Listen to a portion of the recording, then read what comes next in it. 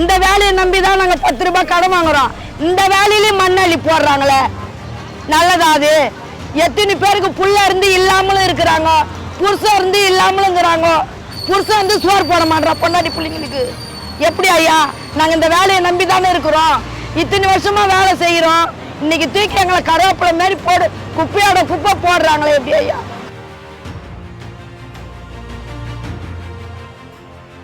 திமுக அரசு செய்வது துரோகமா?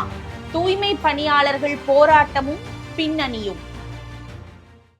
ஒப்பந்த அடிப்படையில் பணிபுரியும் தூய்மை பணியாளர்களை அரசு நிரந்தரம் செய்ய வேண்டும் என்று வலியுறுத்தியும் தனியாரிடம் வேலையை ஒப்படைப்பதற்கு எதிர்ப்பு தெரிவித்தும் சென்னை மாநகராட்சியின் தலைமை அலுவலகம் அமைந்துள்ள ரிப்பன் மாளிகைக்கு வெளியே 10 நாட்களாக தூய்மை பணியாளர்கள் இரவு பகலாக போராட்டம் நடத்தி வருகின்றனர். சுமார் 15 ஆண்டுகளாக தூய்மை பணியில் ஈடுபட்டு வரும் பெண்களே இந்த போராட்டத்தை முன்னின்று நடத்தி வருகிறார்கள்.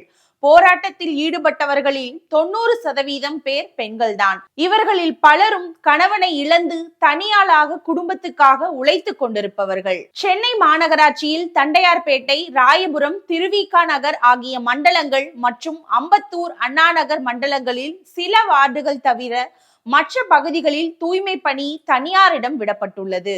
இந்த 5 மண்டலங்களில் மாநகராட்சி நிரந்தர பணியாளர்கள் மற்றும் NULM திட்டத்தின் கீழ் ஒப்பந்த பணியாளர்கள் தூய்மை பணியில் ஈடுபட்டு வருகின்றனர். இந்த பகுதியை தனியாரிடம் விடுவதால் வேலை இழப்பு, ஊதிய குறைப்பு, பணி பாதுகாப்பு போன்ற பாதிப்புகள் ஏற்படும் என்பதால் தனியாருக்கு விடக்கூடாது, தங்களை பணி நிரந்தரம் செய்ய வேண்டும் என தூய்மை பணியாளர்கள் வலியுறுத்தி வருகின்றனர். சென்னை மாநகராட்சியின் நேரடி கட்டுப்பாட்டில் பணியாற்றும் போது தூய்மை பணியாளர்களுக்கு மாதம் 23,000 ரூபாய் வரை ஊதியம் உறுதி செய்யப்படுகிறது.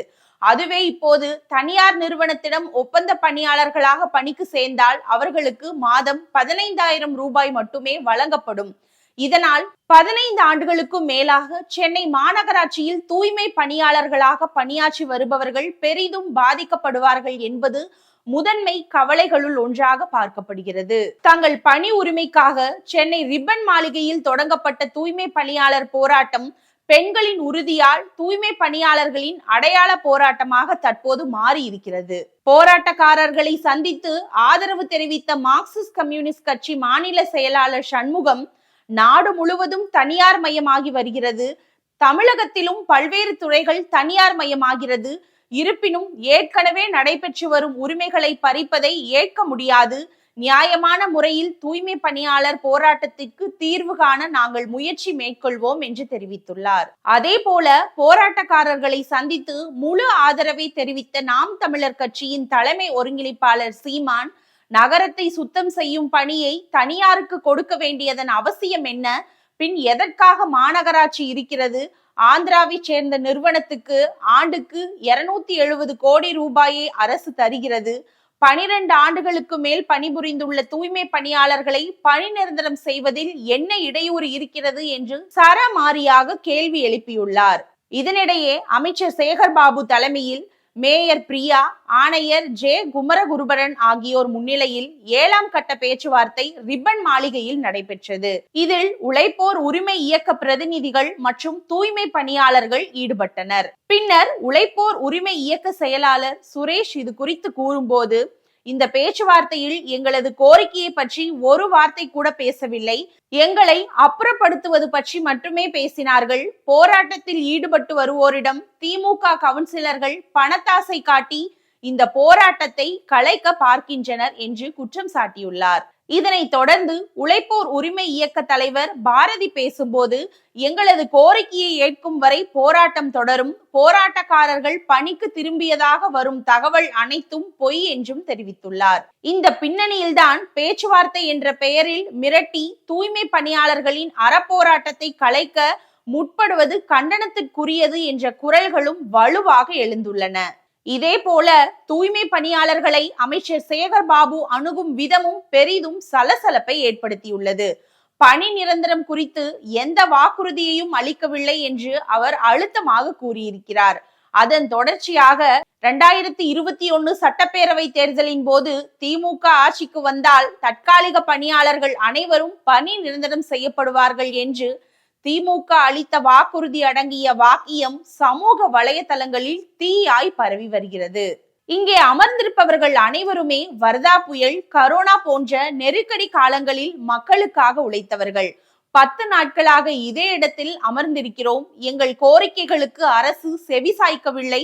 என்னை நம்பிதான் என் 2 குழந்தைகளும் உடல் நலம் சரியில்லாத அக்காவும் இருக்கிறார் என்று கண்ணீர் விடுகிறார் ஒரு தூய்மை பணியாளர். மற்றொரு தூய்மை பணியாளர் பேசும்போது, கரோனா மட்டுமல்ல, பெருவெள்ளம் உள்ளிட்ட பேரிடர் காலங்களில் முன்கள பணியாளர்களாக எங்கள் பணிகளை சிறப்பாக செய்தோம்.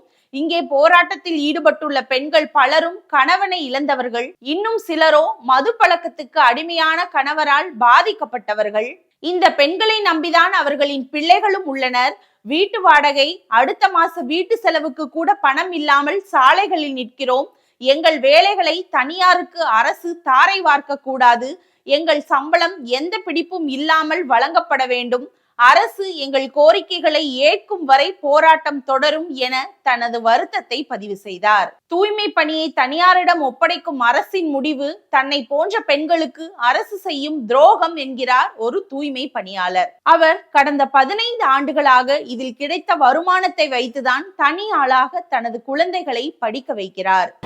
ஃபர்ஸ்ட் ஒரு வாக்கு கொடுத்து, ரெண்டாவது ஒரு வாக்கு ஓட்டு வாங்கிட்ட பேர் வாக்கு வேற மாதிரி மாறிடுமா? அவருக்கு பேச்சு மாறிமா? அவர் சொன்ன வாக்கு என்ன? நிரந்தர பணி பண்றவங்கள துப்புரவு தொழிலாளர்கள் நிரந்தர பணி பண்றேன்னு சொல்லிட்டு போனாரு.